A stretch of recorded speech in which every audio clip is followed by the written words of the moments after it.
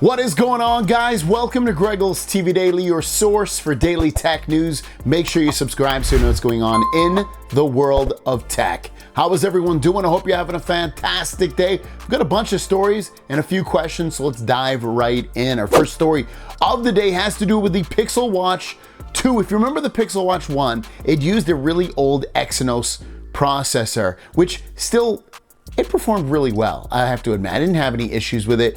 Battery life isn't amazing. It was literally 24 hours and you had to recharge it.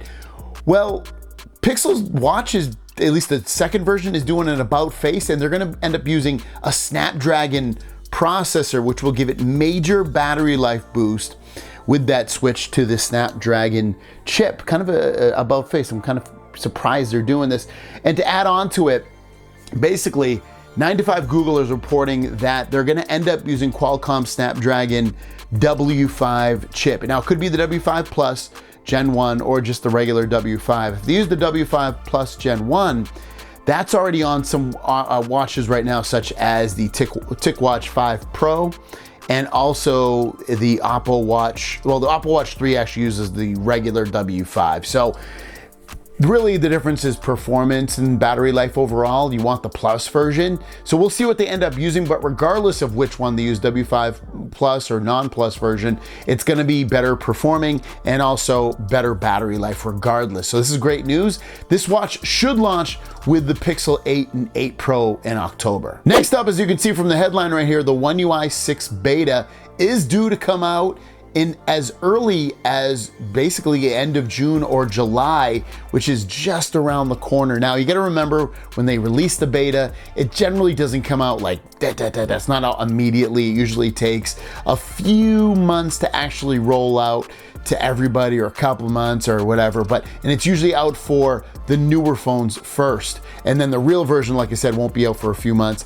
So just be forewarned that don't expect it like July 1st, it's out there and I'm getting it for my phone because I have the newest phone.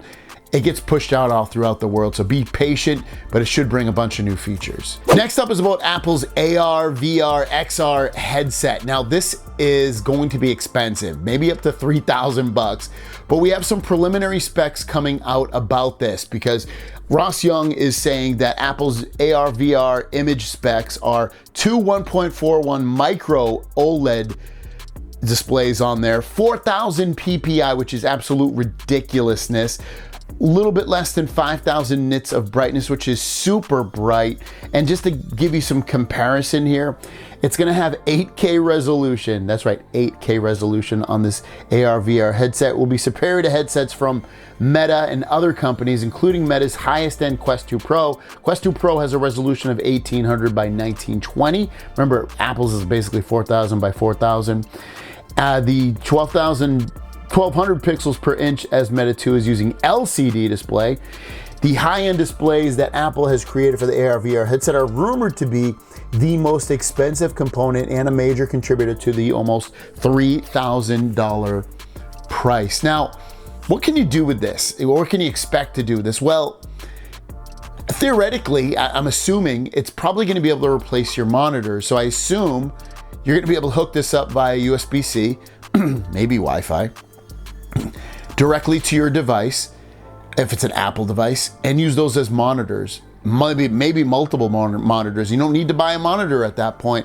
Obviously, you can use it and watch movies and play your games and things like that. I love this kind of technology. This is really, I've said it for a bit, this is the future of where things are about to go, are the glasses route, so you don't need these giant TVs and displays all throughout your house. This will take over that eventually, and it'll get smaller and more compact and more usable as time goes on. But definitely keep my eye on this one. They should be announcing it, and they will be announcing it very, very soon at their next event. I think the next event's like next week or something like that. And our last story is a concept. It's probably not gonna come out, but it's what I would definitely want the S24, 25 Ultra, whatever you wanna call it, to look like. This is really cool stuff. I love the display on the back. Xiaomi made a phone, I believe, just like this with the display on the back. You can use that display, obviously, to take selfies, to take videos, to interact with your display a little bit in terms of not having to always flip it over. I love this. I hope they end up doing this. I think it's much needed, especially when you look at something like a Galaxy Z flip phone that has that display on the back. it's high time they brought it to their slab phones as well. That'll be your question today. Do they need to bring a display on the back of slab phones or not? Let me know in the comments down below. Without further ado, let's jump into our Q&A.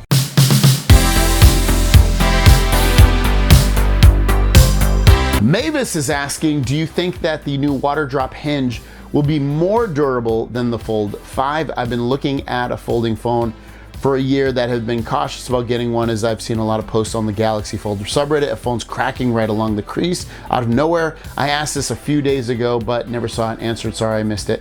No, I actually didn't answer. I skipped it. So if you're talking about there's a chance the Fold 5 might not have the water drop hinge. That's why I didn't answer it. If it does, I think it will be pretty durable. I wouldn't worry about it, but regardless, as long as you have an insurance plan, if you break it or it breaks on its own and they won't cover it, you're covered by that insurance plan. So I recommend getting a folding phone, but get the insurance plan, and I think you're gonna love it. I wouldn't worry too much about, you're gonna see 100 phones break, but just think there's millions out there that are not. Neil is asking, my Google Messages won't load from the main screen of my unlocked Fold 3. After uninstalling and reinstalling, I noticed that it works fine from my front screen, but still will not load from my main unfolded screen. I can't get it to open in split screen, but it closes as soon as I swipe.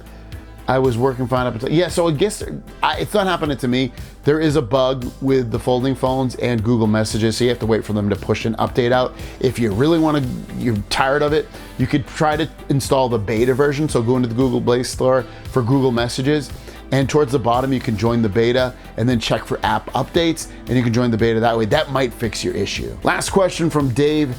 Do you think that the Z Fold 5 inner display will be noticeably better than the Fold 4? The display is a big selling point for me because I watch a lot of videos. No, I don't think it's gonna be noticeably better. I mean, it might be a little bit brighter. Obviously, that'd be nice in outdoor settings, but in terms of quality, no, I don't think you'll see really any difference at all. Thanks for watching, guys. If you have a question, leave it in the comments down below, and we'll see you down the road.